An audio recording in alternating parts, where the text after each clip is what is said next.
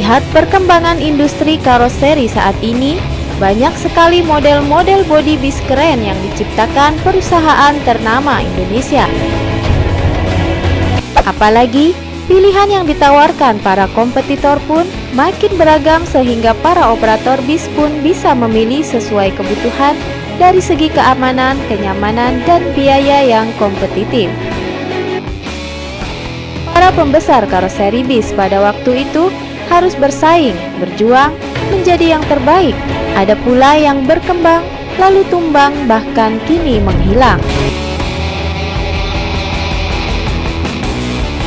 Sebelum video kita lanjut, yang baru bergabung silahkan tekan tombol subscribe dan tekan tanda lonceng untuk notifikasi video terbaru dari kami, dan silahkan bagikan bila ada hal-hal seru di dalam video ini.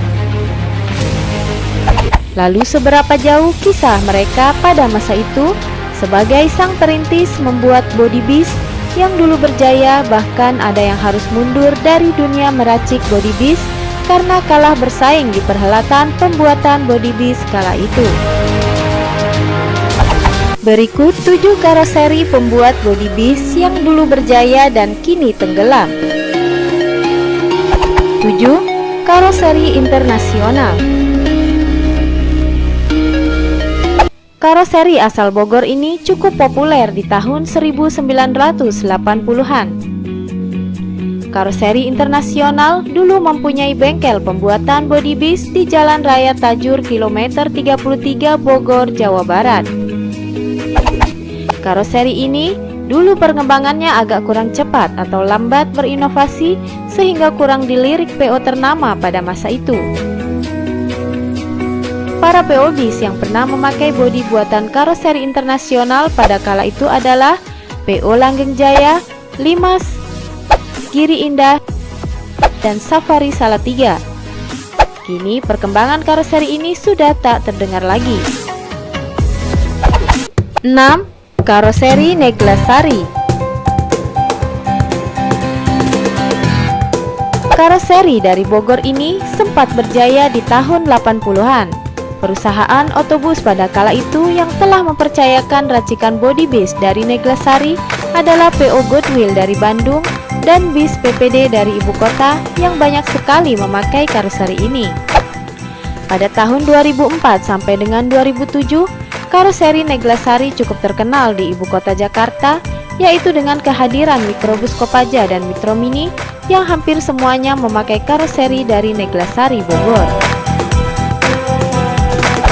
Tetapi setelah era milenium, karoseri Neglasari agak tenggelam di era persaingan yang semakin ketat dan perkembangannya kini sudah tertutup oleh berita-berita karoseri ternama. 5. Karoseri ABC. Karoseri ABC asal Magelang dulu merupakan karoseri bis besar yang sudah familiar di Jawa Tengah. Banyak bis AKDP dan AKAP yang memakai karoseri ABC pada masa itu. Karoseri ini dulu membuat bodi bisnya di Jalan Raya Magelang Purworejo nomor 10 Jambu Tempurejo, Kecamatan Tempuran, Magelang, Jawa Tengah.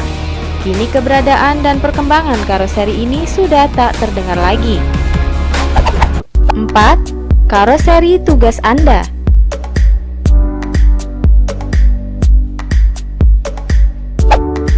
Karoseri yang beralamat Jalan Raya Sukorjo nomor 1, Sukorjo Pasuruan, Jawa Timur ini awalnya adalah usaha bengkel rumahan yang berdiri pada 1974 dengan nama Selamat Jaya Motor.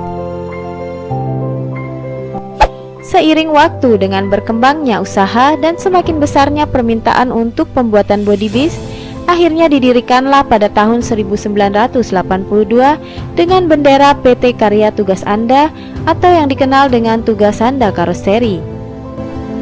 Ciri khas yang lekat dengan karoseri Tugas Anda adalah logo karoseri yang sekilas mirip dengan Ferrari atau logo kuda jingkrak.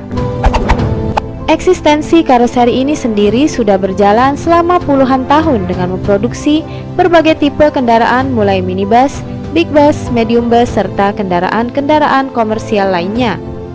Adapun dari beberapa tipe karoseri khususnya untuk tipe big bus mengadopsi model-model dari luar negeri. Karoseri Tugas Anda tidak memberikan nama pada setiap tipe body bis buatan mereka.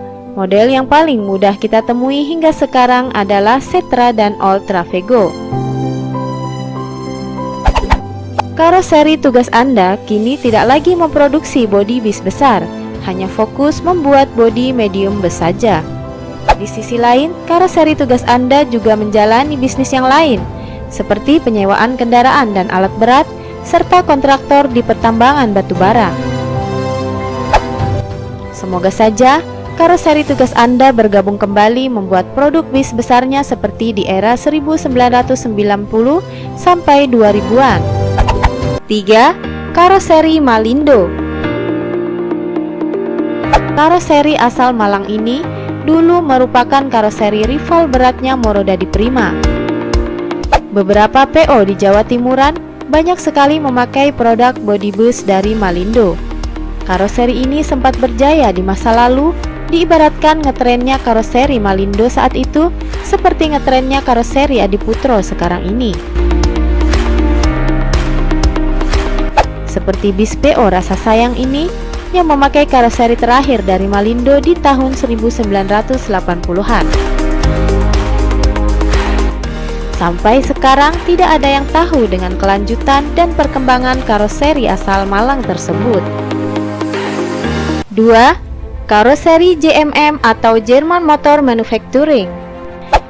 Bisa dibilang karoseri JMM lah satu-satunya karoseri yang dimiliki ATPM atau agen tunggal pemegang merek. Berdirinya karoseri JMM tak lepas dari peran pemerintah Orde Baru yang saat itu mewajibkan semua merek mobil yang beredar di Indonesia mempunyai ATPM tersendiri. Selain itu, dikeluarkan juga aturan yang melarang impor kendaraan secara CBU. JMM sendiri mulai berkiprah menjadi karoseri bis sejak tahun 1978, bermula pada tahun 1977 ketika pemerintah Jerman memberi bantuan bis Mercedes-Benz ke pemerintah Indonesia untuk proyek transportasi kota. Mengingat pada saat itu memang banyak bis kota yang harus diremajakan karena umurnya sudah tua. Kerjasama ini berlanjut dengan pembangunan pabrik perakitan Mercedes-Benz di Wanaherang, Bogor pada tahun 1979 dengan bendera German Motor Manufacturing atau JMM. Pada pabrik perakitan inilah bis-bis bantuan Jerman tersebut untuk bis kota Jakarta dirakit. Bis tersebut diperuntukkan Perum Damri dan PPD. Setelah sukses menggarap bodi bis kota, karoseri JMM merambah ke pembuatan bodi bis antar kota dengan produk andalan model Banteng. Model Banteng generasi pertama yang banyak dibangun menggunakan sasis Mercedes-Benz OH Series. Pada masa itu, JMM berada di puncak kejayaan dan terus berkembang di atas bayang-bayang karoseri lokal yang memberikan perlawanan dengan kualitas sama dengan harga lebih murah. Karoseri JMM yang sudah sangat modern pun akhirnya harus mengalah karena harga bodi dari karoseri lokal lebih murah dengan kualitas yang hampir setara. Dan berita buruk pun terjadi pada tahun 1998 ketika karoseri JMM akhirnya menghentikan operasinya. Mercedes-Benz melihat bahwa prospek menjual bis dalam bentuk utuh tidak lagi menjanjikan dan tidak adanya kepastian order dari berbagai perusahaan otobus kala itu. Setelah JMM tidak membuat bodi bis lagi, PT German Motor Manufacturing atau JMM pun beralih menjadi ATPM, sedangkan PT Star Motors Indonesia menjadi distributor utama Mercedes-Benz Indonesia saat itu. Dengan demikian maka berakhirlah kisah salah satu karoseri termodern yang pernah berdiri di Indonesia. 1. Karoseri Rahayu Santosa. Karoseri yang didirikan oleh Bambang Mulyadi pada 1951, awalnya perusahaan yang bergerak di bidang transportasi umum, melayani trayek Jakarta, Bandung, Sukabumi, dan sekitarnya. Tahun 1982, pimpinan perusahaan beralih pada generasi kedua, dan pada tahun 1984, Rahayu Santosa pindah tempat di daerah Cibinong, Bogor. Rahayu Santosa menjadi salah satu karoseri tertua dan terbesar di Indonesia. Dalam perjalanan karir industrinya, karoseri Rahayu Santosa sudah banyak menghadirkan model-model body bis. Di era tahun 80-an, saat itu terkenal model bis dengan kaca samping yang lebar dan melengkung. Selanjutnya di era 90-an, Rahayu Santosa memperkenalkan banyak model body bis. Sejak saat itu, Rahayu Santosa mendapat banyak kepercayaan perusahaan otobus dari berbagai daerah. Namun sayang seribu sayang, pada akhir tahun 2018, karoseri Rahayu Santosa memutuskan untuk sementara berhenti produksi karena adanya problem finansial. Kita doakan semoga karoseri legendaris ini segera kembali bersaing di kancah karoseri nasional.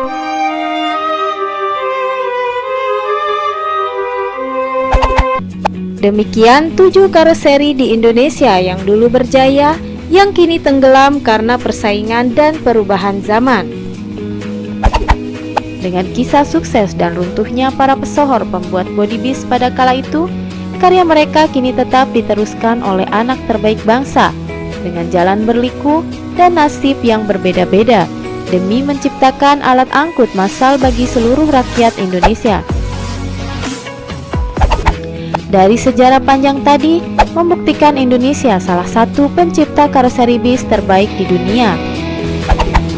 Kami bangga bagian dari Indonesia. Sampai jumpa di video berikutnya.